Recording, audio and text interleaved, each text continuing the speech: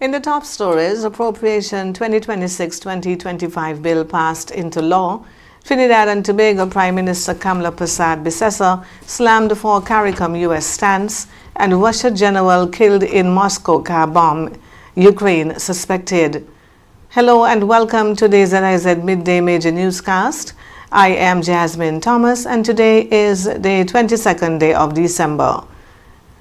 First on the local scene, after a period spanning 4 days from the presentation of St. Christopher and Nevis's 2026 budget address by the Honorable Dr. Terence Drew, Prime Minister and Minister of Finance on December 16, to the rebuttal by Leader of His Majesty's Loyal Opposition, the Honorable Mark Brantley, and debates by parliamentarians, the Appropriation 2026 Bill 2025, with total estimates for 2026 of EC $1.075 billion for recurrent expenditure, capital expenditure, and net lending, was passed into law on Friday, 19 December 2025.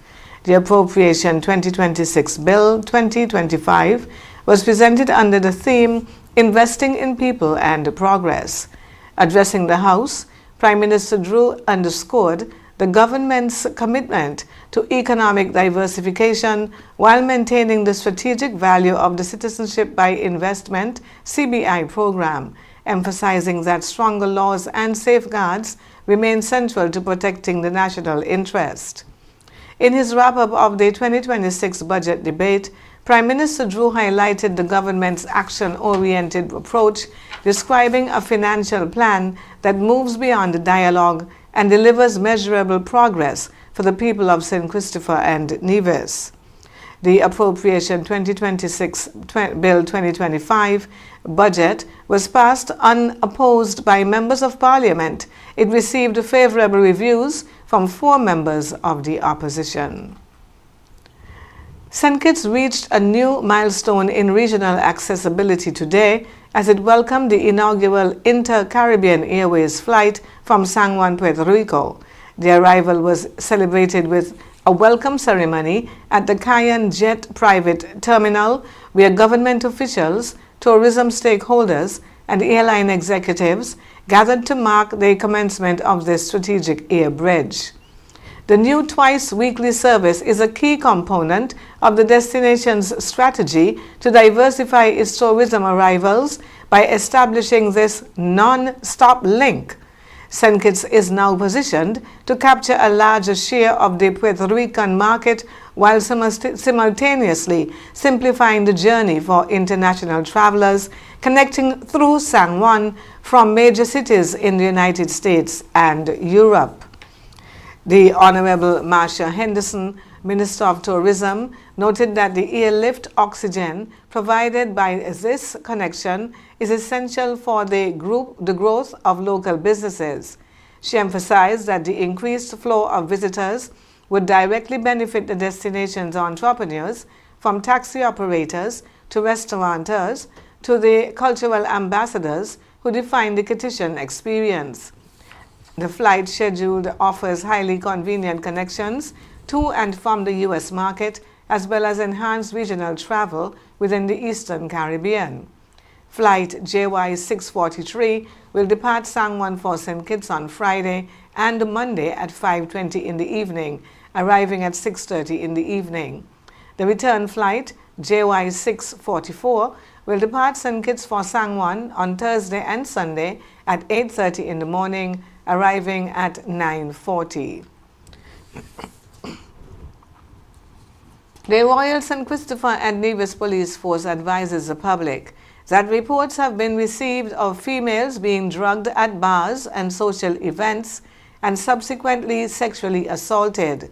These matters are being actively investigated by the Special Victims Unit.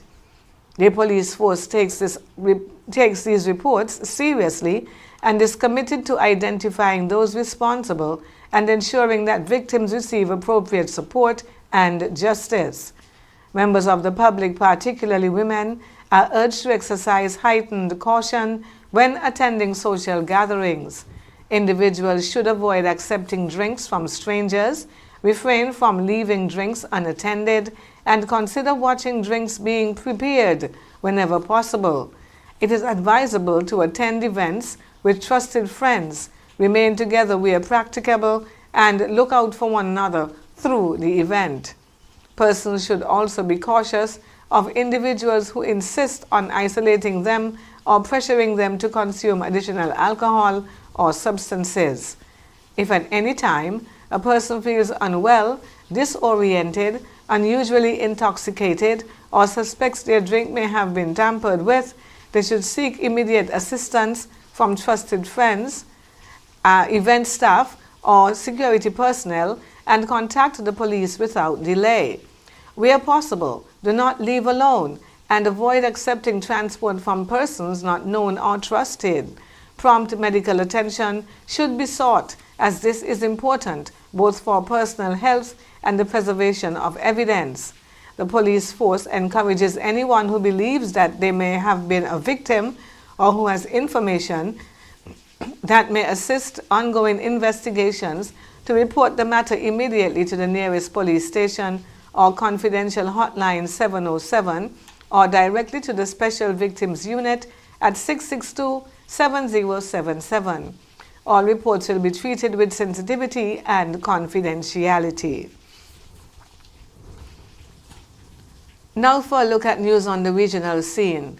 Antigua and Barbuda has pushed back against comments made by Trinidad and Tobago's Prime Minister Kamla Persad-Bissessar, who called CARICOM an unreliable partner. In a statement Sunday, Prime Minister Gaston Brown said Persad-Bissessar's remarks required a response grounded in facts and respect, highlighting CARICOM's long-standing role in regional cooperation. Brown pointed to trade figures showing Trinidad and Tobago earned over $1.1 billion in foreign exchange from CARICOM trade in 2024. He said CARICOM remains the country's second largest export market after the United States. He also noted that CARICOM countries forwent about $142 million in customs revenue last year by sourcing goods from Trinidad and Tobago, calling it a tangible example of regional solidarity. Brown emphasized CARICOM's reliability extends to regional security cooperation, including intelligence, sharing, and coordinated law enforcement initiatives. He rejected claims that Antigua and Barbuda had bad-mouthed the United States, saying respectful dialogue with international partners is not disloyalty. Brown reaffirmed Antigua and Barbuda's commitment to CARICOM and to the principle that small states are stronger when they act together.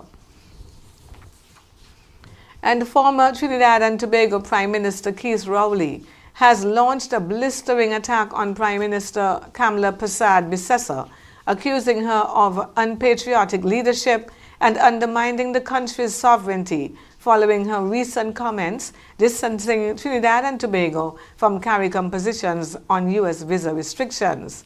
In a statement posted on his Facebook page on Sunday, December 21, Rowley said that in all his years living in Trinidad and Tobago since independence in 1962, he had never seen a more unpatriotic and recklessly incompetent leader than Persad-Bissessar. He described her remarks on CARICOM and relations with the United States as one of the most offensive statements about ourselves and our sovereign rights to agree or disagree on matters of concern to the U.S. and our wider interest and responsibilities. We now take a look at news on the international scene. A high-ranking Russian general, Lieutenant General Fanil Savarov, has been killed in a car bomb attack in Moscow.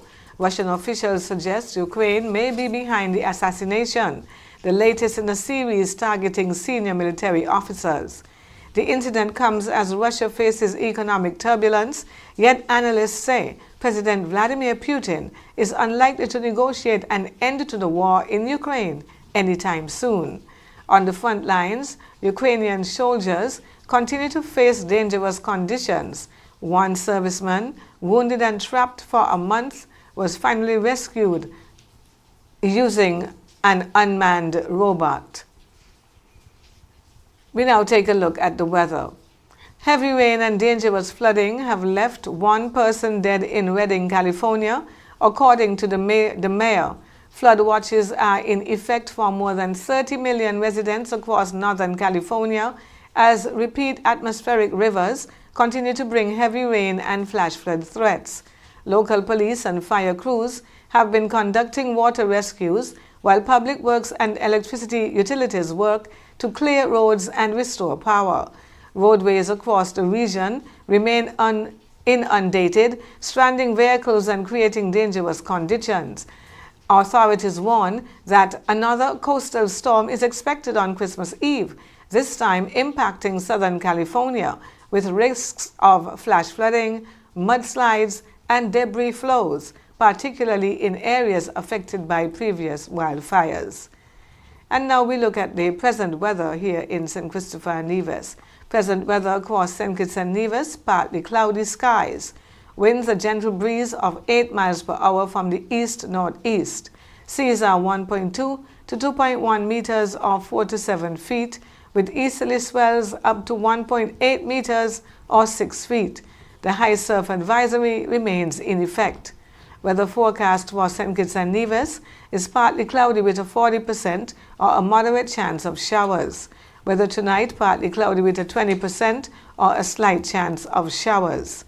Sunset this evening is set to be at about 5:43 and sunrise tomorrow morning at around 6:40. That brings us to the end of the Midday Major Newscast. Join us this evening for these stories and more. Thank you for joining us. I am Jasmine Thomas. God bless you. Season's greetings.